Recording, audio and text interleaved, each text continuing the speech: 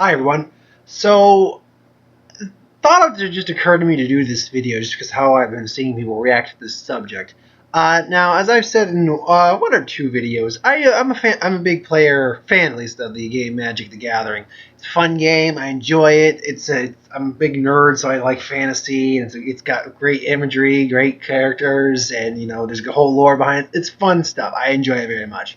And the most recent set has come out called Battle for Zendikar, which is a sequel to a very popular set called Zendikar. The whole set was Zendikar, Warwick, and Rise of Eldrazi.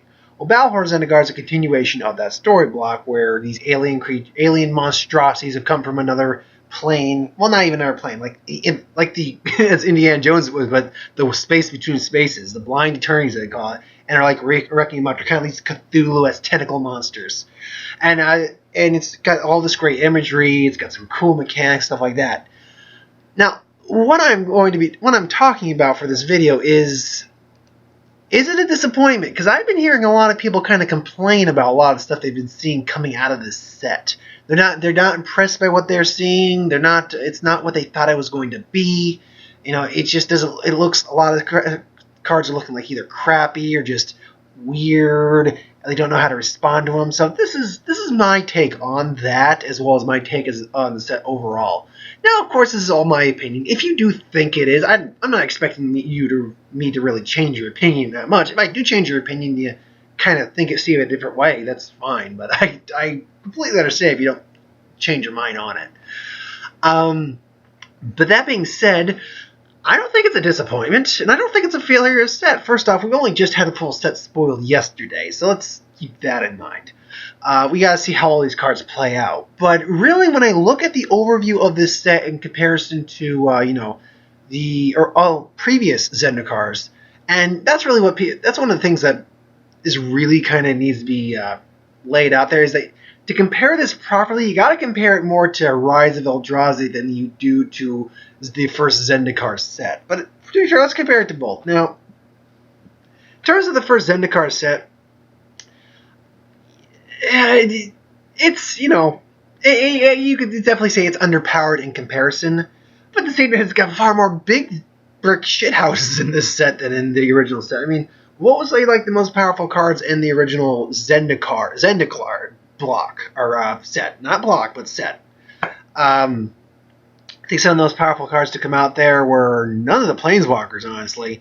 Iona was a very powerful card. I have a copy of her myself. I use it in a control deck. Some traps were impressive. Landfall. Everyone likes Landfall. Everyone loves Landfall. I love Landfall. I'm glad they brought Landfall back. There were some good rares. I know that there was the one blue rare was a Landfall rare that was really good. But yeah, when you really look at it, besides the fact of how good, and I obviously don't have a list of the cards in the set here in front of me right now, but I know there was a bunch of cons, the expeditions, or the what was it? They were enchantments that you sacrificed them. The quests, basically, quest for the gem. Yeah, it was quest for the gem. One was quest for the gem blaze. I think I have a couple quest cards. Those were fun. Oh, Lotus Cobra. I forgot about Lotus Cobra. Lotus Cobra was a huge monster. So was Amleth, the like Kasumra Amon or something like that, the green energy-based guy, who I have a copy of from the Vault Legends. So there was a lot of good cards in that, but when you really compare, I mean, Zendikar was good, but Worldbreak's the one that literally had two cards so powerful they both got banned from official tournaments. Worldbreak's the one that was the one that had Jace the Mind Sculptor, arguably the strongest Planeswalker, one of the strongest cards ever freaking printed. Stormforge Mystic, who just was getting things like, what was it, Skull Clamp, I think was the card? And it was just causing such a break in the game that we're like, we need to ban this. We need to get this out of here. So really, when the people think of the Zendikar block, they actually think a lot more of Worldwake than they do Zendikar itself. And Zendikar is supposed to be this adventure world. I still get kind of that adventure feel, but I get more of the adventure feel in the sense that it's what happens when the adventure goes awry. It's what happens when, basically, this is the Scars of Meriton New Phyrexia mold, where it's the Meriton Besieged, the whole fighting for the world. And just by the title of the Oath of the Gatewatch, they're going to, stop, at least for a while, the Eldrazi. So, right off the bat, I don't think it's fair to compare it to, say, the other sets.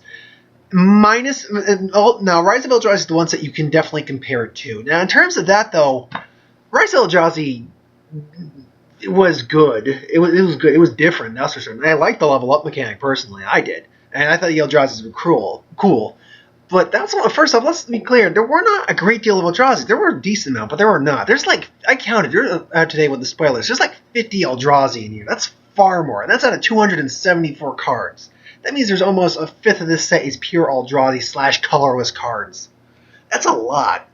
And this is a big thing. And unlike in Rise of Eldrazi, where they were just big things with Annihilator, which it's fun if you're using it. It sucks if you're against it. Annihilator is widely despised by the R&D department at Wizards and by a lot of players because they hate playing against it because it's not a fun ability. It is just a murder you ability that just ruins games. So, not calm down, but look at it from the sense that what were you expecting for the Eldrazi ability? There was no way Annihilator was coming back. They flat out said that. So instead we get Ingest, which works far better. First off, it works as a milling of combo, so you got a grind effect going there. It exiles the card, and it's a very flavorful ability because it's basically just taking stuff, just milling it away, not even just putting it in the graveyard where we could possibly get it back. It's exiling it. You see it in the art where they're just calcifying everything. It's just dying husks of land and life. So it's flavor-wise, it's far better than Annihilator, which was just destroy, destroy, destroy. But also, when you look at the Eldrazi in terms of their synergy, there was no real synergy between the original Eldrazi. I mean, they made tokens and stuff like that, and you sacrifice them. We still get those, and they're upgraded now. They're cyan tokens for 1/1s instead of 0/1s. That's really good. But when you look at them, the Ingest ability is far more synergistic because there's cards that actually work with the Exile Zone and the Eldrazi cards. And there's cards that work with other colorless cards in this set. It's a far more synergistic and playable environment for these Eldrazi. You can make just entire decks out of this Eldrazi set alone. Obviously, you can pepper it. I'm going to take my Eldrazi cards I have still and then, make another Eldrazi deck with the new stuff I get. But, yeah, I mean, they're far more synergistic. The allies. Now, I didn't play with allies when it came out because I didn't really get, I got a Magic deck in 7th grade, which was 2002. Or 3? Oh, God. Was it 3 or 2? No, it was 3. It was 3. So I got a Magic deck in 2003. I think when Onslaught was going on, and I'm like, this is okay, but whatever. I was still one of the people who was into Yu-Gi-Oh! At the time. I've long since departed from that one. Yeah, I didn't get it. And then I got back into it during the Zendikar block. In fact, my first pre-release ever was the Rise of Eldrazi pre-release, and I had a lot of fun at that. I now go to every pre-release that's for each set coming out because I got that much into Magic. I really dig Magic. In fact, I got into it during Worldwide. Now, I did not go to the Worldwide pre-release, but I do have a Stoneforge Mystic sitting in a deck upstairs. I was like, yeah, I didn't realize this card was this valuable. Hell yeah! And I got a placemat too. So so I was like, because that's a door prize, so I'm just like, yeah. But yeah, the allies, they are back, and I like the fact that they've done this with the allies, is that not all the allies have this ability, but most of the allies have an ability called Rally now, which basically tells you that for any time this creature or another ally comes into play, a certain board effect comes out for each ally or something along those lines. It affects every ally on the field, or every creature on the field. Basically kind of like a rallying together the allies. That, again, is a flavorful way to talk about the ally ability, instead of just saying that whenever this happens for each ally, this happens. It's a good way to explain things. They have a new ability called Awaken, which it's on non-creature cards. When you can pay to play the spell or pay it for its Awaken cost, which means you get the effect, and you get a number of +1/+1 counters on a token, or on a land, and it becomes a creature with haste. That's again a flavor knockout, and in certain cards I've seen are very powerful ability. What is it? It's a blue card. It's the blue mythic, and it's the only mon. It's the one mono blue mythic that is essentially it's a time walk. You get a turn after this, basically you get an extra turn. But then you can make a 6/6 haste creature with that. I'm like, that is a very powerful card. Same with like a bounce spell that does. There's several bounce spells that do that. A bounce spell with a creature, yeah, that's a powerful card. And then again, Landfall. Landfall has come back, and they've done new stuff with Landfall. It's like they got a cycle of monocolor creatures that have Landfall, but at the same time they'll reward you just for playing land. But if you play the land of their color, say if it's the white one so you're playing on plains, play a normal land, any land that's not a plains. You'll return a creature card to your hand. But if you play a plains, you return it to the battlefield. Granted, it's a 4/4 flying angel for 7 mana. That's a bit steep. Then again, in an Eldrazi format where it's probably going to be a much slower burn, that's pretty good. In fact, that's damn good. If you're playing almost a pure plains colored, a pure white deck, that's going to just be like, oh, you killed it? Well, next turn do this. Oh, you killed it? Boom, boom, boom. Just keep shoveling them out, man. So, now that being said, I think one of the things is we've gotten spoiled in the last couple of sets. We really have. Really, let's scroll by the most, like, maybe the last 4 years worth of sets. Let's start with Innistrad. Innistrad, everyone loved Innistrad. I loved Innistrad. Dark Ascension was also good. Adversary Sword was good. I like Adversary Sword a lot, but I can understand where some people might not be as big of fans of Adversary Sword. Not everyone was all so too keen on it. Return to Return to Ravnica. Loved it. Everyone loved it. Gatecrash. Everyone seemed to love it. Dragon's Maze. Had some issues, but I thought it was fine. I thought it was fun. No, but again, I understand where it went wrong. Theros. Everyone loved Theros. Born of the Gods was a little iffy, but I liked it, and it gave us Kiora, which, you know, I'm a big... Blue-green's my bread and butter in terms of colors, though I play all the colors. I'm a big fan of blue and green. And then, so blue and green Planeswalker, I'm like, yeah, finally. And then, you know, during the next week, got back on track. We finished the color pie for dual-colored Planeswalkers, so that worked out. And then Khans of Tarkir was freaking loved. Dragons of Tarkir, maybe not as much, but really loved. Fate Reforged was pretty dug. So we've kind of been escalating in the power a bit, and we've been escalating how much these sets are fun.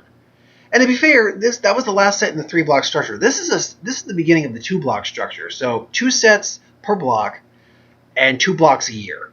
So we're gonna have to try to balance that out. And I think we've really been spoiled. Oh, I forgot to mention Magic Origins. Magic Origins was surprisingly really good. We've been wanting a good core set, and we finally got one, and it happened just to be the last one.